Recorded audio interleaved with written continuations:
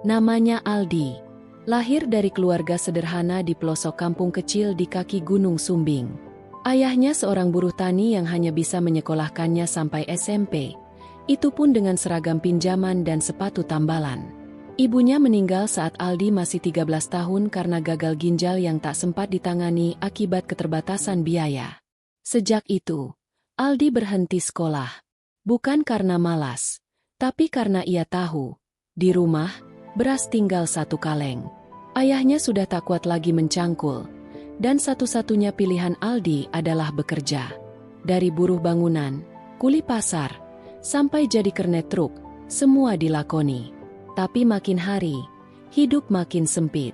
Sampai akhirnya suatu malam, setelah dimaki habis-habisan oleh majikan karena pecah galon, Aldi pulang ke rumah, dan hanya menemukan ayahnya sedang mematung. Ayahnya meninggal malam itu. Serangan jantung, kata tetangga. Aldi, 17 tahun, resmi yatim piatu. Tak ada siapa-siapa, tak punya rumah, tak punya uang. Yang ia punya hanya satu, keinginan untuk bertahan. Dengan sisa uang hasil kerja, Aldi naik bus ke Jakarta. Ia tak tahu akan tinggal di mana. Ia hanya dengar dari orang-orang, Jakarta tempatnya orang sukses. Kalau kerja keras, pasti berhasil. Ia tiba di terminal Kampung Rambutan dengan 1 tas sobek, isi 2 kaos, 1 celana, dan sepasang sandal. Malam itu, ia tidur di bangku terminal, beralaskan tas, berselimutkan jaket tipis warisan ayahnya. Dingin menggigit, tapi lebih dari itu, rasa takut dan hampa jauh lebih menusuk.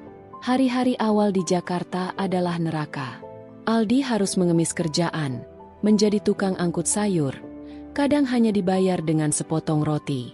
Pernah juga ia bantu bersihkan WC di warteg demi semangkok nasi sisa.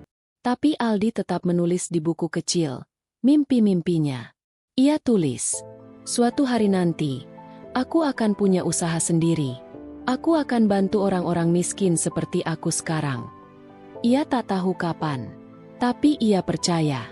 Sampai akhirnya, ia kenal dengan seorang kakek tua penjual buku bekas di Pasar Senen. Namanya Pak Harto.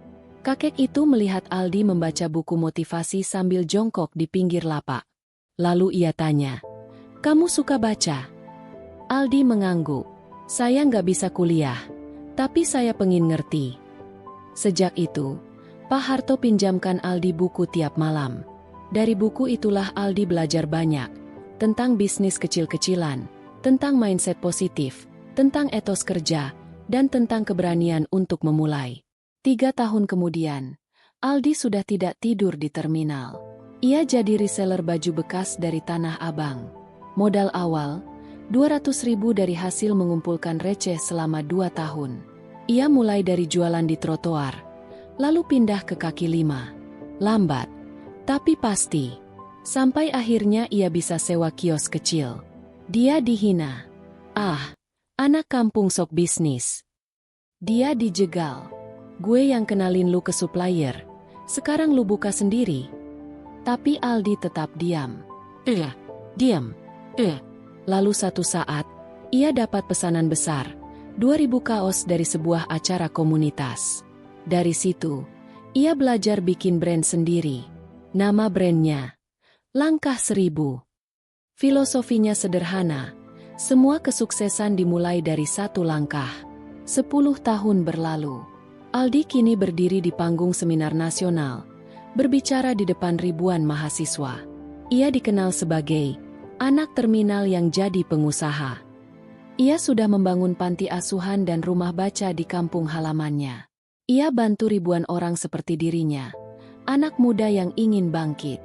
Dan setiap kali ditanya, "Apa rahasianya?" Aldi hanya jawab, "Jangan tunggu siap. Mulai dulu." Karena langit hanya membantu orang yang terus melangkah, walau merangkak.